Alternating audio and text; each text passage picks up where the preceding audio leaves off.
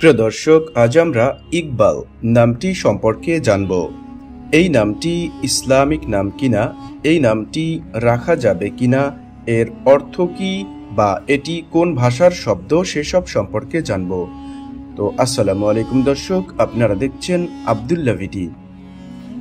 ইসলামে সুন্দর নাম রাখার ব্যাপারে বেশ তাগিদ দেওয়া হয়েছে। মুসলিম শরীফের এক হাদিসে এসেছে, প্রত্যেক মানুষের উপর তার নামের প্রভাব পড়ে। এছাড়াও আরেকটি হাদিসে পাওয়া যায়, নিশ্চয়ই কিয়ামতের দিন তোমাদেরকে ডাকা হবে তোমাদের নাম ও পিতার নাম ধরে, তাই তোমাদের নামগুলো সুন্দর করে রাখো। তাই আমাদের উচিত সুন্দর অর্থবহ ইসলামিক নাম রাখা। তবে যে সকল নাম বিধর্মীদের নামের সাথে মিলে যায় সেরকম নাম না রাখাই উত্তম। যদি প্রশ্ন করেন ইকবাল নামটি কি ইসলামিক নাম? হ্যাঁ, এই নামটি একটি ইসলামিক নাম। এই নামটি সাধারণত আরবি ভাষার শব্দ কিংবা আরবি ভাষা থেকে এসেছে।